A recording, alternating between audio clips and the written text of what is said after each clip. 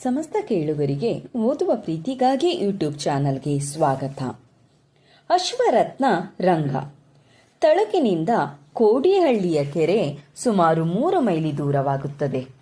ಪ್ರತಿದಿನವೂ ಸುಬ್ಬಣ್ಣನವರು ತಮ್ಮ ನಿತ್ಯಾಹಿಕ ಪೂಜೆ ಪಾರಾಯಣಗಳನ್ನು ನೆರವೇರಿಸಿ ಊಟ ಮಾಡಿಕೊಂಡು ಜವಾನನೊಡನೆ ಕಾಲ್ನಡಿಗೆಯಿಂದಲೇ ಕೆಲಸದ ಮೇಲೆ ಹೋಗುತ್ತಿದ್ದರು. ಅಲ್ಲಿ ಸಾಯಂಕಾಲದವರೆಗೂ ಇದ್ದು ಕೂಲಿಯವರ ಹಾಜರಾತಿಯನ್ನು ಹಾಕಿ ಅವರು ಹೋದ ಮೇಲೆ ತಾವು ಅಲ್ಲಿಂದ ಹೊರಟು ಮನೆ ಸೇರಬೇಕಾದರೆ ರಾತ್ರಿ 8 ಗಂಟೆಯಾಗುತ್ತಿತ್ತು. ಪ್ರತಿದಿನವೂ ಊಟವಾದೊಡನೆ ಹುರಿ ಬಿಸಿಲಿನಲ್ಲಿ 3 ಮೈಲಿ ನಡೆದುಕೊಂಡು ಹೋಗುವುದೆಂದರೆ ಬಹು ಕಷ್ಟವಾಗುತ್ತಿತ್ತು. ಹೇಗೋ ದನಿ ಕುದುರೆಯನ್ನು ಇಟ್ಟುಕೊಳ್ಳುವಂತೆ ಹೇಳಿದ್ದಾನೆ. ಅದರ ಚಾಕರಿ ಮಾಡಿ ನೋಡಿಕೊಳ್ಳಲು ಜವಾನನು ಇದ್ದಾನೆ. ಆದ್ದರಿಂದ ಒಂದು ಸಾಮಾನ್ಯವಾದ ಕುದುರೆಯನ್ನು ಕೊಂಡುಕೊಳ್ಳಬೇಕೆಂದು ಅವರು ನಿಶ್ಚಯಿಸಿದರು. ಸುಬ್ಬಣ್ಣನವರು ಕುದುರೆಗಾಗಿ ಅಲ್ಲಲ್ಲಿ ವಿಚಾರಿಸಹತ್ತಿದರು. ಹೀಗಿರಲು ತಳುಕು ಗ್ರಾಮದಲ್ಲಿ ತಾಲೂಕು ಜಮಾಬಂದಿ ಏರ್ಪಟ್ಟಿತು. ದೂರದ ಊರುಗಳ ಶಾನುಭೋಗರು ಅಲ್ಲಿಗೆ ಬಂದು ಸೇರಿದರು. ಅವರು ಅಲ್ಲಿಯೇ 1-2 ದಿನಗಳು ಇರಬೇಕಾಯಿತು. ಆ ಹೊತ್ತಿಗೆ ಧರ್ಮಛತ್ರದ ಅವಶ್ಯಕತೆ ಇಲ್ಲವೆಂದು ಸರ್ಕಾರಕ್ಕೆ ತೋರಿದ್ದರಿಂದ ಅದು ವಜಾ ಆಗಿ ಹೋಯಿತು. ಅದಕ್ಕೆ ಬಲವಾಗಿ ಸುಬ್ಬಣ್ಣನವರ ಮನೆಯೇ ಬಂದವರಿಗೆ ಧರ್ಮಛತ್ರವಾಯಿತು.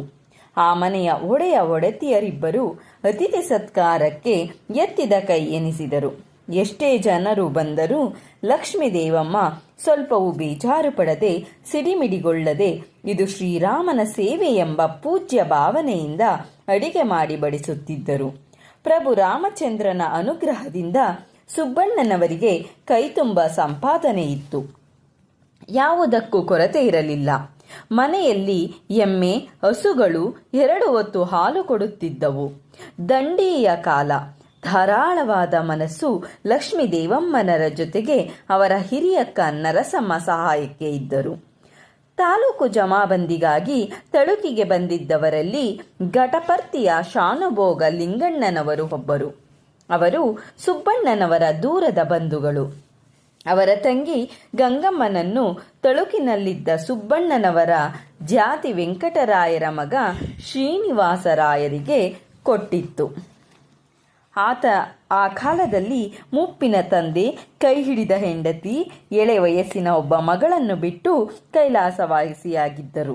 ತಂದೆ ವೆಂಕಟರಾಯರು ತಾಲೂಕು ಮುನಿಷಿಯಾಗಿದ್ದು ವಿಶ್ರಾಂತರಾಗಿದ್ದರು. ನಿವೃತ್ತಿ ವೇತನ ಪಡೆಯುತ್ತಿದ್ದರು. ಜೊತೆಗೆ ಸ್ವಲ್ಪ ಜಮೀನು ಇತ್ತು. ಹಾಗೂ ಹೀಗೂ ಸಂಸಾರದ ಕಾಲಕ್ಷೇಪವಾಗುತ್ತಿತ್ತು. ಈ ತಂಗಿಯನ್ನು ನೋಡಿಕೊಂಡು ಹೋಗಲು ಶಾನುಭೋಗ ಲಿಂಗಣ್ಣನವರು ಆಗಾಗ ಘಟಪರ್ತಿಯಿಂದ ತಳುಕಿಗೆ ಬರುತ್ತಿದ್ದರು. ಬಂದಾಗಲೆಲ್ಲ ಸುಬ್ಬಣ್ಣನವರನ್ನು ನೋಡದೆ ಹೋಗುತ್ತಿರಲಿಲ್ಲ. ಇಬ್ಬರಿಗೂ ಸ್ವಲ್ಪ ಹೆಚ್ಚು ಕಡಿಮೆ ಒಂದೇ ವಯಸ್ಸು. ಪರಸ್ಪರ ಮಾಮ ಎಂದು ಸಂಬೋಧಿಸುತ್ತಿದ್ದರು. ಸುಬ್ಬಣ್ಣನವರು ತಮ್ಮ ಬಳಿಗೆ ಬಂದ ಲಿಂಗಣ್ಣ ಮಾವನ ಮುಂದೆ ಕುದುರೆಯ ಪ್ರಸ್ತಾಪ ಮಾಡಿದರು.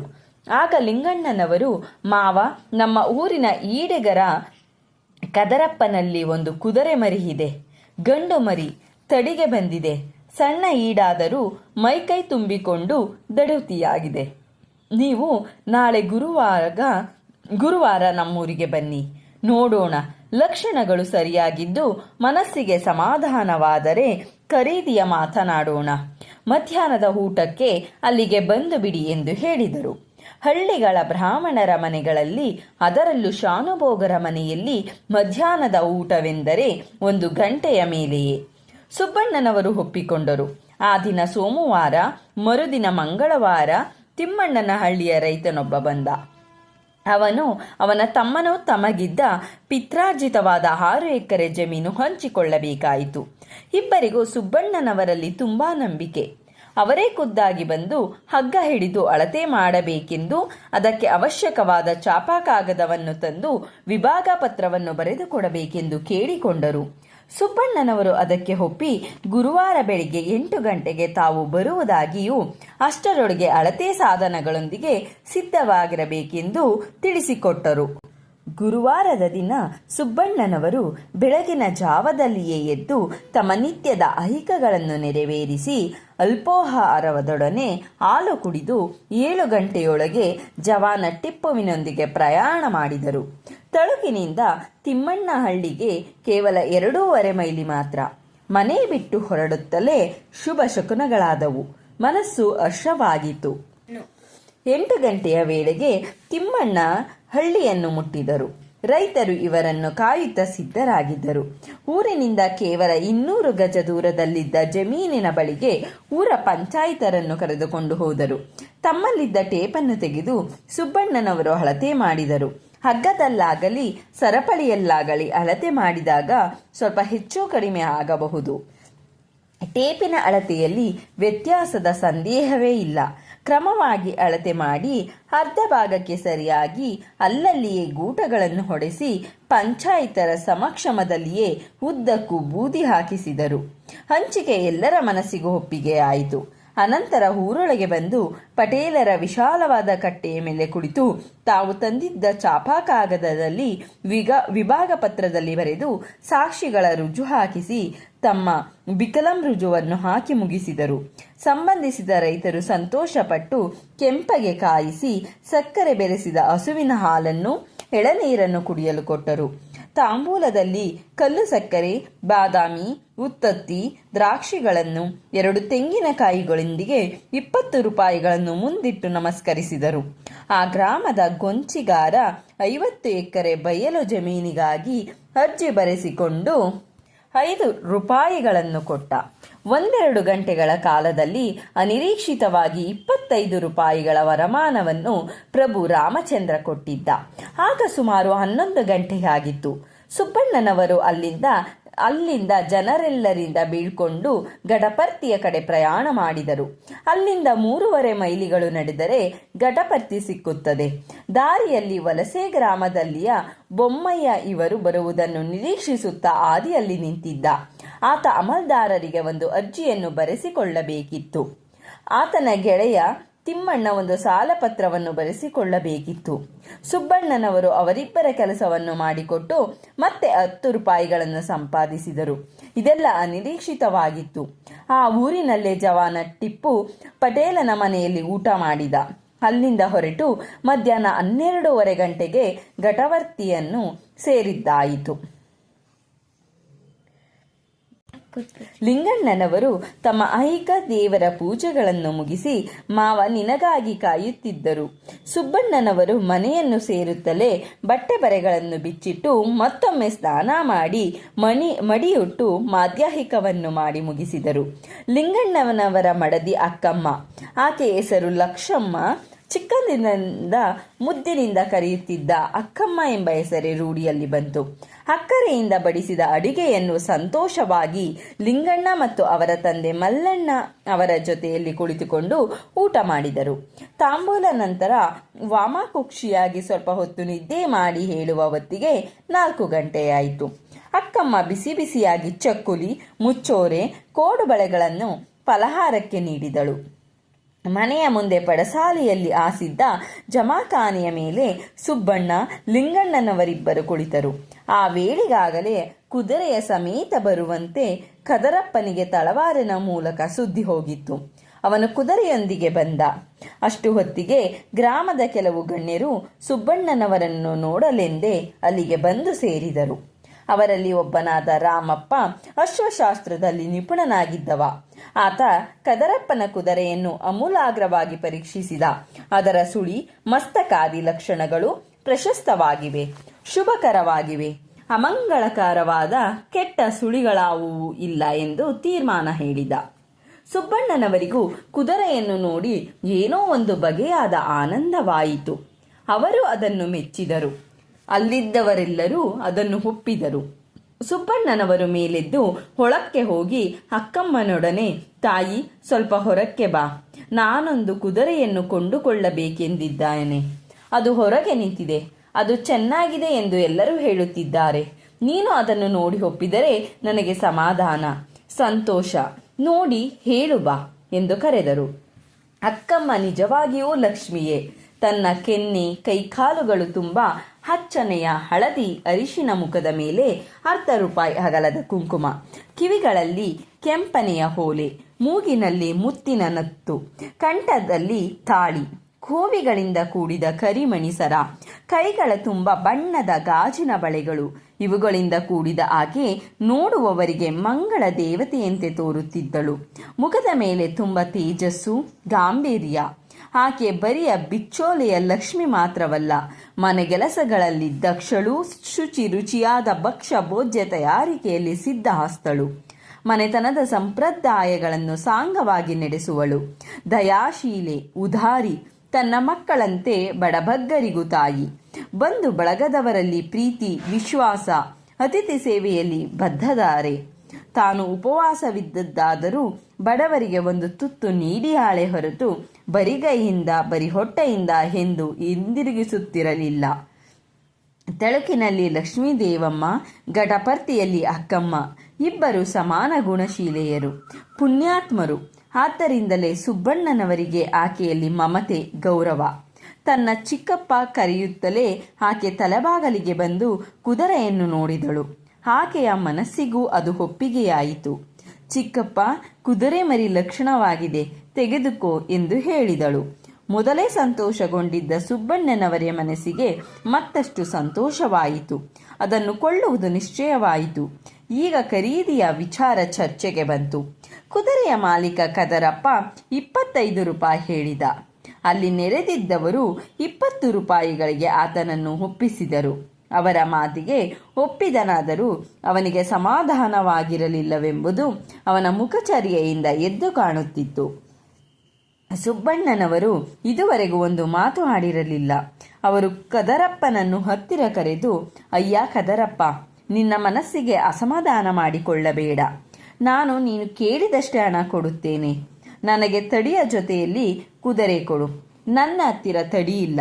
ಅದನ್ನು ಹುಡುಕಿಕೊಂಡು ನಾನು ಎಲ್ಲಿಗೆ ಹೋಗಲಿ ಎಂದು ₹30ಗಳನ್ನು ಅವನ ಕೈಯಲ್ಲಿಟ್ಟರು. ಅವನಿಗೆ ತುಂಬ ಸಂತೋಷವಾಯಿತು. ಅವನು ಸರಸರನೆ ಮನೆಗೆ ಹೋಗಿ ಹೊಸದಾಗಿ ಈ ಕುದುರೆಗಾಗಿಯೇ ಹೊಲಸಿಟ್ಟಿದ್ದ ತಡಿಯನ್ನು ತಂದು ಕೊಟ್ಟ. ಕೆಲವರಿಗೆ ಇದು ಸೋಜಿಗವಾಯಿತು. ಹೆಚ್ಚಿಗೆ ಕೊಟ್ಟದ್ದು ಅವಿವೇಕವೆಂದು ತೋರಿತು. ಕದರಪ್ಪನು ಅತ್ತ ಹೋಗುತ್ತಲೇ ಇತ್ತ ಅವರು ಹೀಗೇಕೆ ಮಾಡಿದಿರಿ ಎಂದು ಸುಬ್ಬಣ್ಣನವರನ್ನು ಕೇಳಿದರು. ಆಗ ಅವರು ತಾವು ಮನೆ ಬಿಟ್ಟು ಹೊರಟಾಗಿನಿಂದ ಅಲ್ಲಿಗೆ ಬಂದು ಸೇರುವವರೆಗೆ ಅನಿರೀಕ್ಷಿತವಾಗಿ ಬಂದು ಸೇರಿದ ಸಂಪಾದನೆಯನ್ನು ವಿವರಿಸಿ, ಇದೆಲ್ಲ ಆ ಕುದುರೆಯ ಶುಭ ಲಕ್ಷಣದ ಫಲ. ಆದ್ದರಿಂದಲೇ ಕುದುರೆಯವನಿಗೆ ಸಂತೋಷವಾಗುವಂತೆ ಪೂರಾ ಹಣವನ್ನು ಕೊಟ್ಟೆ ಎಂದು ತಿಳಿಸಿದರು. ಸುಬ್ಬಣ್ಣನವರು ಆ ದಿನ ಘಟವತ್ತಿಯಲ್ಲೇ ಇದ್ದು ಮರುದಿನ ಬೆಳಿಗ್ಗೆ ತಮ್ಮ ಮಾಮೂಲು ಪದ್ಧತಿಯಂತೆ ಹಾಹಿಕ ಪಾರಾಯಣಗಳನ್ನು ಮುಗಿಸಿಕೊಂಡು ಮಗಳು ಮಾಡಿಕೊಟ್ಟ ತಿಂಡಿಯನ್ನು ತಿಂದು ಹಾಲು ಕುಡಿದು ತಳುಕಿಗೆ ಹಿಂದಿರುಗಿದರು. ಮಧ್ಯ ದಾರಿಯಲ್ಲಿ ಸಿಕ್ಕ ಪರಿಚಯದವರೊಡನೆ ಮಾತನಾಡಿಕೊಂಡು ಮನೆಯನ್ನು ಸೇರುವಾಗ ಮಧ್ಯಾಹ್ನ 12 ಗಂಟೆಯಾಗಿತ್ತು.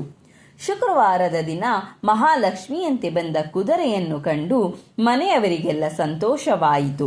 ಸ್ವಲ್ಪ ಕಪ್ಪು ಮಿಶ್ರಿತವಾದ ಕೆಂಪು ಬಣ್ಣ, ಮಟ್ಟಸವಾದ ಎತ್ತರ, ಗಡುಸಾದ ಬಲವಾದ ಕಾಲುಗಳು, ಉದ್ದವಾದ ಬಾಲ, ತುಂಬಿಕೊಂಡ ಮೈ, ಹಣೆಯ ಮೇಲೆ ಎದ್ದು ಕಾಣುವ ಬಿಳಿಯ ಚುಕ್ಕೆ, ಹೊಳೆಯುವ ಕಣ್ಣುಗಳು, ಮಟ್ಟಸವಾದ ಅಯಾಲು, ಒಟ್ಟಿನ ಮೇಲೆ ಲಕ್ಷಣವಾದ ಆಕಾರ.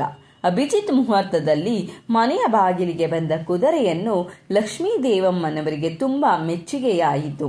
ಅದಕ್ಕೆ ಆಕೆ ಅಕ್ಕಿ ಬೆಲ್ಲವನ್ನು ತಿನ್ನಲಿತ್ತು. ಆರತಿ ಎತ್ತಿದ ಓಕುಳಿಯ ನೀರನ್ನು ಅದರ ಮುಂಗಾಲುಗಳ ಮೇಲೆ ಸುರಿದು ಒಳಗೆ ಬರಮಾಡಿಕೊಂಡರು. ರಂಗ ಎಂದು ನಾಮಕರಣವಾಯಿತು.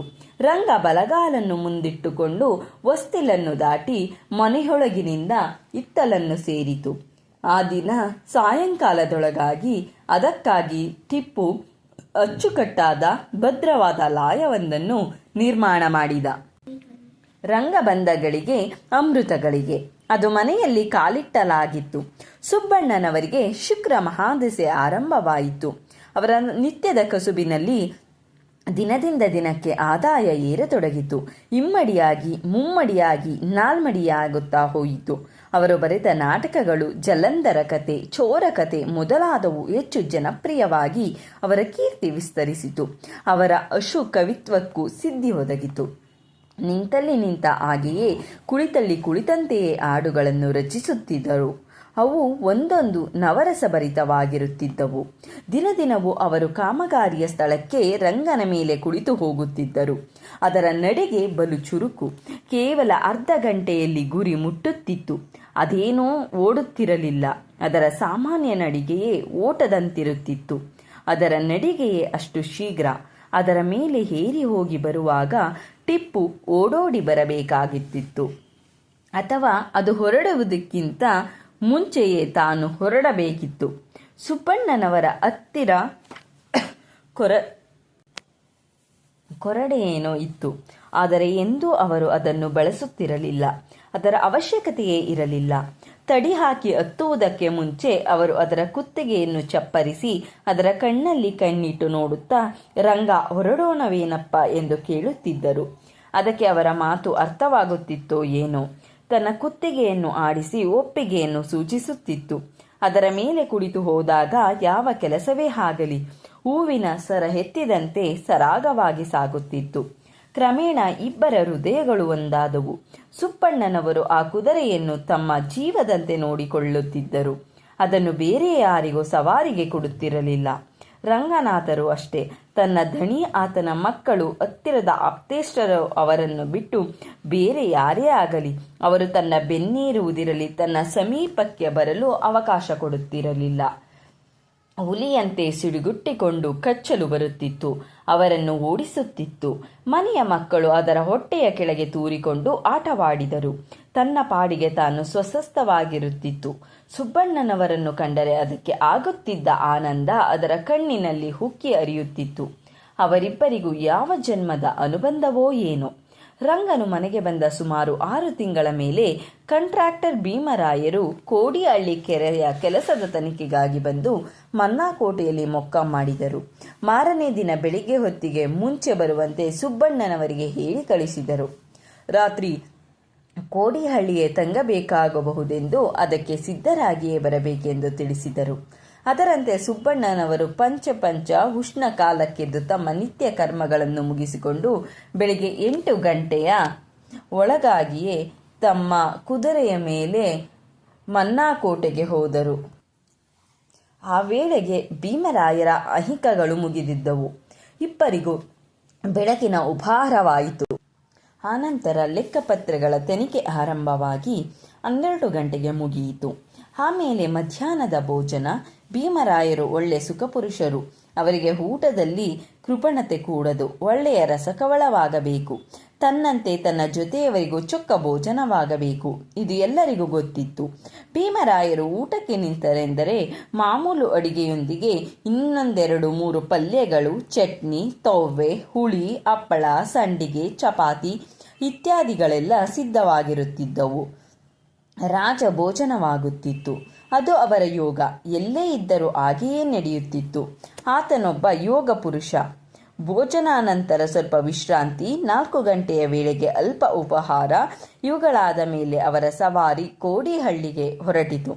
ಭೀಮರಾಯರ ಜೋಡು ಕುದುರೆ ಸಾರೋಟನ್ನು ಸಾರಥಿ ಸಿದ್ಧ ಮಾಡಿ ತಂದು ನಿಲ್ಲಿಸಿದ. ಸಾರೋಟಿಗೆ ಹೂಡಿದ್ದ ಕುದುರೆಗಳೆರಡು ಅರಬಿಯ ಭಾರೀ ಕುದುರೆಗಳು. ಆಗಿನ ಕಾಲಕ್ಕೆ ಒಂದೊಂದು ಕುದುರೆಗೂ 500 ರೂಪಾಯಿಗಳ ಬೆಲೆ. ಆ ಕುದುರೆಗಳನ್ನು ನೋಡಲೆಂದೇ ಎಷ್ಟೋ ಜನ ಹಳ್ಳಿಗರು ಬರುತ್ತಿದ್ದರು. ಬಂದು ನೋಡಿ ಹಬ್ಬ ಎಂದು ಮೂಗಿನ ಮೇಲೆ ಬೆರಳಿಟ್ಟುಕೊಂಡು ಆಶ್ಚರ್ಯದಿಂದ ಮೂಕರಾಗುತ್ತಿದ್ದರು. ಅವುಗಳ ಮೇವಿಗಾಗಿಯೇ ದಿನದಿನವೂ 5 ರೂಪಾಯಿ ಖರ್ಚಾಗುತ್ತಿತ್ತು. ಸುಬ್ಬಣ್ಣನವರ ಆಳು ಟಿಪ್ಪುವು ರಂಗನಿಗೆ ತಡಿ ಹಾಕಿ ಸಜ್ಜುಗೊಳಿಸಿದ. ಭೀಮರಾಯರು ಸುಬ್ಬಣ್ಣನವರೊಂದಿಗೆ ಹೊರಗೆ ಬಂದರು. ಸುಬ್ಬಣ್ಣನವರು ಕುದುರೆ ಕೊಂಡಿರುವ ವಿಷಯ ಅವರಿಗೆ ತಿಳಿಯದು. ತಮ್ಮೊಂದಿಗೆ ಅವರು ಸಾರೋಟಿನಲ್ಲಿ ಬರುತ್ತಾರೆಂದುಕೊಂಡು ತಾವು ಗಾಡಿ ಹತ್ತಿ ಕುಳಿತುಕೊಳ್ಳುತ್ತಲೇ, ಬಾಪ ಸುಬ್ಬಣ್ಣ, ಗಾಡಿಯಲ್ಲೂ ಕೂತುಕೋ, ಹೊರಡೋಣ ಎಂದು ಕರೆದರು. ಆಗ ಸುಬ್ಬಣ್ಣ, ಬಾವ, ತಾವು ಸಾರೋಟಿನಲ್ಲಿ ಹೊರಡಿ, ನಾನು ನನ್ನ ಕುದುರೆ ಏರಿ ನಿಮ್ಮ ಜೊತೆಯಲ್ಲೇ ಬರುತ್ತೇನೆ ಎಂದು ಹೇಳಿದರು. ಆಗ ಭೀಮರಾಯರು, ಎಲಾ ಎಲಾ ಸುಬ್ಬರಾಯ, ಕುದುರೆಯನ್ನು ಯಾವಾಗ ತಂದೆಯಯ್ಯ, ಎಲ್ಲಿ ಹೇಗಿದೆ ನೋಡೋಣ ಎಂದು ಹೇಳಿ ಗಾಡಿಯಿಂದಿಳಿದವರೇ ರಂಗನಿದ್ದಲ್ಲಿಗೆ ಬಂದು ಅದನ್ನು ನೋಡಿ ಗಹಗಹಿಸಿ ನಗಲಾರಂಭಿಸಿದರು. ಎಲಾ ಎಲಾ ಸುಬ್ಬಣ್ಣ, ಈ ಕುದುರೆ ಒಂದು ಮಾರು ಕೂಡ ಸರಿಯಾಗಿಲ್ಲ. ಈ ಕುದುರೆಯ ಮೇಲೆ ನನ್ನ ಸಾರೋಟಿನ ಜೊತೆಯಲ್ಲಿ ಬರುತ್ತೇನೆಂದು ಹೇಳುತ್ತಿದ್ದೀಯಲ್ಲ, ಹಬ್ಬ ನಿನ್ನ ಧೈರ್ಯವೇ ಎಂದು ಹಾಸ್ಯ ಮಾಡಿದರು. ಸುಬ್ಬಣ್ಣನವರು ಅವರೊಡನೆ ನಗುತ್ತಾ ದೃಢ ಸ್ವರದಿಂದ ಹೇಳಿದರು, ನನ್ನ ಕುದುರೆ ಚಾಲಾಕು ನಿಮಗೆ ಇನ್ನೂ ಗೊತ್ತಿಲ್ಲ. ಹೇಗಿದ್ದರೂ ನಿಮ್ಮ ಜೊತೆಗೆ ನಾನು ಬರುತ್ತೇನಲ್ಲವೇ? ನಾನು ಹೇಳಿದ ಮಾತು ಸತ್ಯವೋ ಮಿಥ್ಯವೋ ಅದು ನಿಮಗೇ ಅನುಭವ ವೇದ್ಯವಾಗುತ್ತದೆ ಎಂದು ಉತ್ತರ ಕೊಟ್ಟರು. ಆಗ ಭೀಮರಾಯರು, ಆಗಲಯ್ಯ ಆಗಲಿ, ಈಗ ನನಗೂ ನಿನಗೂ ಒಂದು ಪದ್ಯ. ನಿನ್ನ ಕುದುರೆ ನನ್ನ ಕುದುರೆಗಳಿಗೆ ಸಮನಾಗಿ ಓಡದೆ ಹೋದಾಗ ನಿನ್ನ ಮುಖದ ಮೇಲೆ 3 ನಾಮ ಹಾಕಿ ಆರತಿ ಮಾಡಿಸುತ್ತೇನೆ ಎಂದು ಹೇಳಿ ತಮ್ಮ ಸಾರೋಟಿನ ಕಡೆ ತಿರುಗಿದರು. ಆಗ ಸುಬ್ಬಣ್ಣನವರು, ಆಗಲಿ ಬಾವ, ನಿಮ್ಮ ಪಂದ್ಯಕ್ಕೆ ಒಪ್ಪಿದ್ದೇನೆ. ಒಂದು ವೇಳೆ ನಮ್ಮ ರಂಗನೆ ಗೆದ್ದು ಬಿಟ್ಟರೆ ಎಂದರು. ಹೋಗೋಗಯ್ಯ, ಏನು ಮಾತನಾಡುತ್ತೀ? ಬೇವಿನ ಮರದಲ್ಲಿ ಮಾವಿನ ಹಣ್ಣು, ಹಾಳೆಯ ಹದ್ದು ಗರುಡನಿಂದ ಮೇಲಕ್ಕೆ ಹಾರಿ ಹೋದರೆ ಎಂದ ಹಾಗೆ ಎಂದು ಹೇಳುತ್ತಾ ಭೀಮರಾಯರು ತಮ್ಮ ಸಾರೋಟಿನಲ್ಲಿ ಕುಳಿತರು. ಅದೇ ಸಮಯಕ್ಕೆ ಸುಬ್ಬಣ್ಣನವರು ತಮ್ಮ ಕುದುರೆಯ ಮೇಲೆ ಕುಳಿತರು. ಸುಬ್ಬಣ್ಣನವರು ಮಾಮೂಲಿನಂತೆ ತಮ್ಮ ರಂಗನ ಕತ್ತನ್ನು ಚಪ್ಪರಿಸಿ, ರಂಗ, ಈ ದಿನ ಜಯಾಪಜಯಗಳು ನಿನ್ನ ಕೈಲಿವೆ, ನೋಡು ಹುಷಾರ್ ಎಂದು ಹೇಳಿದರು. ಅತ್ತ ಭೀಮರಾಯರು ತಮ್ಮ ಸಾರಥಿಗೆ, ಎಲ್ಲೋ ಕೊರಡೆಯಿಂದ ಕುದುರೆಗಳಿಗೆ ಬಿಗಿಯಾಗಿ 2 ಏಟು ಕೊಡು. ನಮ್ಮ ಸುಬ್ಬಣ್ಣನವರ ಕುದುರೆ 1/2 ಮೈಲಿ ಬರುವುದರೊಳಗಾಗಿ ನಾವು 3 ಮೈಲಿ ಇರುವ ಕೋಡಿಹಳ್ಳಿ ತಲುಪಿರಬೇಕು ಎಂದು ಆಜ್ಞೆ ಮಾಡಿದರು. ಸುಬ್ಬಣ್ಣನವರ ಕುದುರೆಯು ಭೀಮರಾಯರ ಸಾರೋಟು ಏಕಕಾಲದಲ್ಲಿ ಹೊರಟವು. ಕೋಚ್ಮ್ಯಾನ್ ಹೇ ಹೇ ಎಂದು ಅಬ್ಬರಿಸುತ್ತಾ ಅರಬಿ ಕುದುರೆಗಳಿಗೆ ಜೋರಾಗಿ ಬಾರಿಸುತ್ತಿದ್ದ. ಸುಬ್ಬಣ್ಣನವರು ಒಂದೇ ಒಂದು ಸಾರಿ ರಂಗ ಎಂದು ಸ್ವಲ್ಪ ಜೋರಾಗಿ ಕೂಗಿ ಹೇಳಿದರು ಅಷ್ಟೇ. ಆ ರಂಗನಿಗೆ ಅದೇನು ಆವೇಶ ಬಂದಿತೋ ಏನೋ, ಗಾಳಿಯ ವೇಗದಿಂದ ಓಡತೊಡಗಿತು. ಸಾರೋಟು ತನಗಿಂತಲೂ ಒಂದೇ ಒಂದು ಇಂಚು ಕೂಡ ಮುಂದುವರಿಯಲು ಅವಕಾಶ ಕೊಡಲಿಲ್ಲ. ಕಡೆಗೆ ಕೋಡಿಹಳ್ಳಿ ಕೆರೆಯ ಮಾಮೂಲು ಸ್ಥಳವನ್ನು ಸೇರುವ ಹೊತ್ತಿಗೆ ಸಾರೋಟು ಸುಮಾರು 1/2 ಪರ್ಲಾಂಗು ಹಿಂದೆ ಬಿದ್ದಿತು. ಹೀಗಾಗಬಹುದೆಂದು ಯಾರು ಎಂದಿಗೂ ಊಹಿಸಲು ಸಾಧ್ಯವೇ ಇರಲಿಲ್ಲ. ಇದನ್ನು ಕಣ್ಣಾರೆ ಕಂಡ ಭೀಮರಾಯರು, ಹಬ್ಬ, ನನ್ನ ಕುದುರೆಗಳ ಒಂದು ಹೆಜ್ಜೆಗೆ ಈ ಚೋಟುದ್ದದ ಮರಿ 2 ಹೆಜ್ಜೆ ಹಾಕಿದರೂ ಸಾಲದು. ಆದರೂ 2.5 ಮೈಲಿ ಓಟದಲ್ಲಿ ತನ್ನ ಆಳೆತ್ತರದ ಭಾರಿ ಬೆಲೆಯ ಭಾರಿ ಅರಬಿ ಕುದುರೆಯನ್ನು 100 ಗಜ ಹಿಂದೆ ಹಾಕಿದೆ ಎಂದು ಏಕಕಾಲಕ್ಕೆ ಆಶ್ಚರ್ಯ ಆನಂದಗಳನ್ನು ವ್ಯಕ್ತಪಡಿಸಿದರು. ರಂಗ ಅವರಿಗೆ ಬಲು ಮೆಚ್ಚುಗೆಯಾಯಿತು. ಸಾರೋಟು ಇಳಿದವರೇ ನೇರವಾಗಿ ಅದರ ಬಳಿಗೆ ಹೋಗಿ ಅದನ್ನು ತಬ್ಬಿಕೊಂಡರು. ಕಣ್ಣಲ್ಲಿ ಸಂತೋಷದ ಹನಿ ತುಂಬಿತು. ಅವರು ಪ್ರೀತಿಯಿಂದ, ಎಲ ಮುಂಡೇದೆ, ನಿನ್ನ ಮುಂಡಾಮೋಚ, ನೀನು ಅಶ್ವರತ್ನವೋ ಅಶ್ವರತ್ನ ಎಂದು ಹೊಗಳಿದರು. ಆನಂತರ ಸುಬ್ಬಣ್ಣನವರ ಕಡೆ ತಿರುಗಿ, ಅಯ್ಯ ಸುಬ್ಬಣ್ಣ, ನೀನು ಪುಣ್ಯಶಾಲಿಯಯ್ಯ. ಈ ಕುದುರೆಯ ರೂಪದಿಂದ ಭಾಗ್ಯಲಕ್ಷ್ಮಿ ನಿನ್ನ ಬಳಿಗೆ ಬಂದಿದ್ದಾಳೆ. ಇದನ್ನು ತುಂಬ ಚೆನ್ನಾಗಿ ನೋಡಿಕೊ. ಇಂದಿನಿಂದ ಈ ಕುದುರೆಗಾಗಿಯೇ ನಾನು ತಿಂಗಳಿಗೆ 10 ರೂಪಾಯಿಯನ್ನು ಕೊಡುತ್ತೇನೆ ಎಂದು ಹೇಳಿ ಲೆಕ್ಕದ ಪುಸ್ತಕದಲ್ಲಿ ಸುಬ್ಬಣ್ಣನ ಕುದುರೆ ಪಂದ್ಯದಲ್ಲಿ ನನ್ನ ಕುದುರೆಗಳನ್ನು ಗೆದ್ದಿದ್ದರಿಂದ ಅದಕ್ಕಾಗಿ ತಿಂಗಳಿಗೆ 10 ರೂಪಾಯಿಗಳನ್ನು ಮಂಜೂರು ಮಾಡಿರುತ್ತೇನೆ ಎಂದು ಸೊಟ್ಟನಾದ ದಪ್ಪ ಅಕ್ಷರಗಳಲ್ಲಿ ಮುದ್ದೆಯಾಗಿ ಬರೆದು ಭೀಮರಾಯ ಎಂದು ರುಜು ಮಾಡಿ ಸುಬ್ಬಣ್ಣನ ಕೈಲಿಟ್ಟರು. ಅವರಿಗಾದ ಸಂತೋಷ ವರ್ಣಾತೀತ. ಅವರು ಕಣ್ಣಲ್ಲಿ ಆನಂದಾಶ್ರುಗಳನ್ನು ಸುರಿಸುತ್ತಾ ಮಾತನಾಡಲು ಸಾಧ್ಯವಿಲ್ಲದೆ ಮೌನವಾಗಿ ರಂಗನನ್ನು ಬಿಗಿದಪ್ಪಿದರು. ಕಡೂರು ತಿಮ್ಮೇಗೌಡರು ಸುಪ್ರಸಿದ್ಧ ಟಾಡಿ ಕಾಂಟ್ರಾಕ್ಟ್ದಾರರಲ್ಲಿ ಒಬ್ಬರು. ಒಂದು ವರ್ಷ ಅವರು ಇತರ 2-3 ಜಿಲ್ಲೆಗಳ ಜೊತೆಗೆ ಚಿತ್ರದುರ್ಗ ಜಿಲ್ಲೆಯ ಕಾಂಟ್ರಾಕ್ಟ್ ಪಡೆದಿದ್ದರು. ಭಾರಿ ಶ್ರೀಮಂತರಾಗಿದ್ದ ಈ ತಿಮ್ಮೇಗೌಡರ ವಂಶದವರೇ ಈಗ ಪ್ರಜಾವಾಣಿ ಇತ್ಯಾದಿ ದಿನಪತ್ರಿಕೆ ಮಾಸಪತ್ರಿಕೆಗಳ ಮಾಲೀಕರು. ತಿಮ್ಮೇಗೌಡರು ಭಾರಿ ಶ್ರೀಮಂತರು. ಸೇಂದಿ ಅಂಗಡಿಗಳ ಮೇಲ್ವಿಚಾರಣೆಗಾಗಿ ಯಾವಾಗಲಾದರೂ ಒಮ್ಮೆ ತಳುಕಿಗೆ ಬರುತ್ತಿದ್ದರು. ಅವರ ಕೈ ಕೆಳಗೆ ಅನೇಕ ಚಿಕ್ಕ ಪುಟ್ಟ ಕಾಂಟ್ರಾಕ್ಟ್ದಾರರಿದ್ದರು. ಅವರೆಲ್ಲರೂ ತಿಮ್ಮೇಗೌಡರ ಬಿಡಾರ ಮಾಡಿದೆಡೆಗೆ ಬಂದು ತಮ್ಮ ಅಂಗಡಿಗಳ ಲೆಕ್ಕಗಳನ್ನೊಪ್ಪಿಸಿ ತಾವು ಕಟ್ಟಬೇಕಾದ ಕಂತನ್ನು ಕಟ್ಟಿ ಹೋಗುವುದು ಪದ್ಧತಿಯಾಗಿತ್ತು. ತಿಮ್ಮೇಗೌಡರು ತಮ್ಮ ಐಶ್ವರ್ಯ ಅಂತಸ್ತಿಗೆ ತಕ್ಕಂತೆ ತಮ್ಮ ಪ್ರಯಾಣಕ್ಕಾಗಿ ಭಾರಿ ಕುದುರೆಯೊಂದನ್ನು ಇಟ್ಟಿದ್ದರು. ಗೌಡರಿಗೆ ತಮ್ಮ ಕುದುರೆಯ ಮೇಲೆ ತುಂಬ ಅಭಿಮಾನ. ಅದನ್ನು ನೋಡಿಕೊಳ್ಳುವುದಕ್ಕೆಂದೇ ಪ್ರತ್ಯೇಕ ಆಳನ್ನು ನೇಮಿಸಿಕೊಂಡಿದ್ದರು. ಒಮ್ಮೆ ತಿಮ್ಮೇಗೌಡರು ತಳುಕಿಗೆ ಬಂದು ಮಾರಮ್ಮನ ಗುಡಿಯ ಪಡಸಾಲೆಯಲ್ಲಿ ರತ್ನಗಂಬಳಿ ಮೇಲೆ ಕುಳಿತಿದ್ದಾರೆ. ಅವರ ಸುತ್ತಲೂ ಚಿಕ್ಕ ಪುಟ್ಟ ಕಾಂಟ್ರಾಕ್ಟ್ಗಳು ಲೆಕ್ಕ ಒಪ್ಪಿಸುತ್ತಾ ಕುಳಿತಿದ್ದಾರೆ. ಆ ಸಮಯದಲ್ಲಿ ಸುಬ್ಬಣ್ಣನವರು ತಮ್ಮ ಕುದುರೆಯನ್ನೇರಿ ಕೋಡಿಹಳ್ಳಿ ಕೆರೆಯಿಂದ ಮನೆಗೆ ಹಿಂತಿರುಗುತ್ತಿದ್ದರು. ಗೌಡರ ಕುದುರೆಯ ಮುಂದೆ ಆನೆಯ ಮುಂದಿನ ಆಡಿನಂತೆ ಬರುತ್ತಿದ್ದ ರಂಗನನ್ನು ಕಂಡು ನೆರೆದವರೆಲ್ಲರೂ ಹಾಸ್ಯ ಮಾಡಿ ನಕ್ಕರು. ಅದೇ ವೇಳೆಗೆ ತಿಮ್ಮೇಗೌಡರ ಕುದುರೆ ಸುಬ್ಬಣ್ಣನವರ ಕುದುರೆಯನ್ನು ಕಂಡು ತನ್ನ ಸ್ವಭಾವಕ್ಕೆ ಸಹಜವಾಗಿ ಕೆನೆಯಿತು. ತಿಮ್ಮೇಗೌಡರು ಪರಿಹಾಸ್ಯವಾಗಿ ಸುಬ್ಬಣ್ಣನವರನ್ನು ಕುರಿತು, ಏನು ಸ್ವಾಮಿ, ನಮ್ಮ ಕುದುರೆ ನಿಮ್ಮ ಕುದುರೆಯನ್ನು ಪಂದ್ಯಕ್ಕೆ ಕರೆಯುತ್ತಿದೆಯಲ್ಲ, ಎರಡನ್ನು ಪಂದ್ಯಕ್ಕೆ ಬಿಡೋಣವೇ ಎಂದರು. ಸುಬ್ಬಣ್ಣನವರು ಅಸನಭಾವದಿಂದಲೇ, ಅದಕ್ಕೇನು ಗೌಡರೆ, ಅಗತ್ಯವಾಗಿ ಆಗಲಿ, ನನ್ನ ಕುದುರೆಗೇನು ನಿಮ್ಮ ಕುದುರೆಗಿಂತ ಕಡಿಮೆ ಇಲ್ಲ, ಬೇಕಾದರೆ ಪರೀಕ್ಷೆ ಮಾಡಿ ಎಂದರು. ಹಾಗಾದರೆ ಇದೇ ಮಾತು, ನಿಮ್ಮ ಕುದುರೆ ಗೆದ್ದರೆ ನಾನು 100 ರೂಪಾಯಿ ಕೊಡುತ್ತೇನೆ, ನನ್ನ ಕುದುರೆ ಗೆದ್ದರೆ ನೀವು ನನಗೆ 5 ರೂಪಾಯಿ ಕೊಡಿ ಸಾಕು ಎಂದರು ಗೌಡರು. ಸುಬ್ಬಣ್ಣನವರು ಒಪ್ಪಿದರು. ಮರುದಿನ ಬೆಳಿಗ್ಗೆ ಇಬ್ಬರು ತಮ್ಮ ತಮ್ಮ ಕುದುರೆಗಳಲ್ಲಿ ತಾವೇ ಸವಾರಿ ಮಾಡುವುದೆಂದು ನಿರ್ಧಾರವಾಯಿತು. ನೆರೆದವರೆಲ್ಲರಿಗೆ ಎಲ್ಲೋ ಸುಬ್ಬಣ್ಣನವರಿಗೆ ತಲೆ ಕೆಟ್ಟಿದೆ ಎನಿಸಿತ್ತು. ಆದರೆ ಯಾರೂ ಮಾತನಾಡಲಿಲ್ಲ. ಮರುದಿನ ಬೆಳಿಗ್ಗೆ ಊರಿನಿಂದ ದೊಡ್ಡ ರಸ್ತೆಯವರೆಗೆ ಸುಮಾರು 1 ಮೈಲಿ ದೂರ ಕುದುರೆ ಪಂದ್ಯವನ್ನು ನಡೆಸಬೇಕೆಂದು ಇತ್ಯರ್ಥವಾಯಿತು. ಮರುದಿನ ಬೆಳಿಗ್ಗೆ ಸುಬ್ಬಣ್ಣನವರು ಬೆಳಗಿನ ಜಾವಕ್ಕೆ ಮೇಲೆದ್ದು ತಮ್ಮ ಸ್ನಾನ ಸಂಧ್ಯಾದಿಗಳನ್ನು ಮುಗಿಸಿ ತಮ್ಮ ಕುದುರೆಯೊಡನೆ ಮಾರಿಗುಡ್ಡದ ಮೈದಾನಕ್ಕೆ ಬಂದರು. ಆ ವೇಳೆಗೆ ತಿಮ್ಮೇಗೌಡರು ಸ್ಪರ್ಧೆಗೆ ಸಿದ್ಧರಾಗಿ ತಮ್ಮ ಭಾರಿ ಕುದುರೆಯೊಡನೆ ಅಲ್ಲಿಗೆ ಬಂದರು. ಕುದುರೆಯನ್ನೇರುವ ಮೊದಲು ಸುಬ್ಬಣ್ಣನವರು, ನೋಡು ರಂಗ, ಇಂದು ನನ್ನ ಪರೀಕ್ಷೆ, ಇದರಲ್ಲಿ ನನ್ನ ಮತ್ತು ನಿನ್ನ ಇಬ್ಬರ ಮರ್ಯಾದೆಯೂ ಅಡಗಿದೆ ಎಂದು ಅದರ ಕಿವಿಯಲ್ಲಿ ಪಿಸುಗುಟ್ಟಿದರು. ಅದು ತನಗೆ ಅರ್ಥವಾಯಿತೇನೋ ಎಂಬಂತೆ ರಂಗ ಒಮ್ಮೆ ತಲೆಯಾಡಿಸಿತು.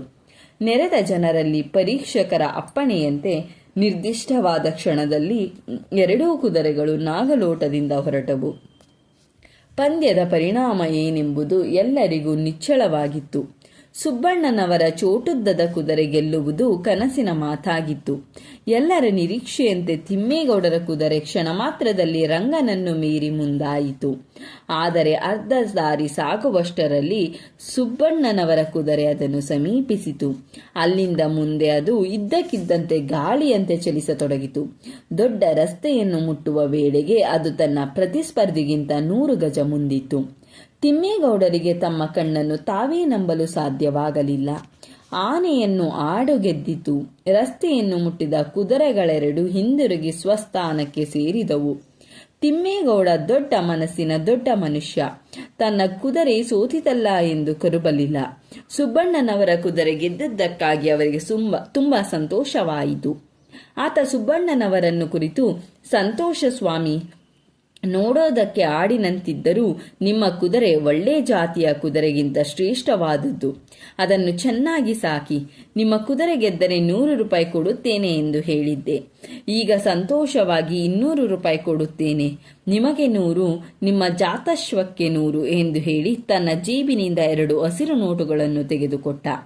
ಇದೆಲ್ಲ ಏನು ಗೌಡರೆ, ಏನೋ ತಮಾಷೆಗೆ ಹೇಳಿದ ಮಾತು, ಅದಕ್ಕೆಲ್ಲ ಅಷ್ಟು ಮಹತ್ವ ಕೊಡುತ್ತಾರೆಯೇ ಎಂದರು ಸುಬ್ಬಣ್ಣನವರು. ತಿಮ್ಮೇಗೌಡರು ಅದನ್ನು ಒಪ್ಪಲಿಲ್ಲ. ಏನು ಸ್ವಾಮಿ ನೀವು ಹೇಳೋದು?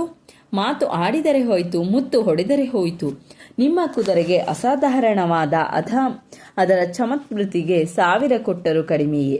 ನಾನು ಕೊಡುತ್ತಿರುವ ಬಹುಮಾನ ನಿಮಗಲ್ಲವಲ್ಲ, ಅದು ನಿಮ್ಮ ಕುದುರೆಗೆ. ಬೇಕಾದರೆ ನಿಮ್ಮ ಕುದುರೆ ಹೇಳಲಿ ಬೇಡ ಅಂತ, ಆಗ ನೋಡೋಣ. ಈ ವಾದಕ್ಕೆ ಸುಬ್ಬಣ್ಣನವರಲ್ಲಿ ಉತ್ತರವಿರಲಿಲ್ಲ. ಆದ್ದರಿಂದ ಅವರು ತಿಮ್ಮೇಗೌಡರ ಬಹುಮಾನವನ್ನು ಅಂಗೀಕರಿಸಲೇಬೇಕಾಯಿತು. ಧನ್ಯವಾದಗಳು.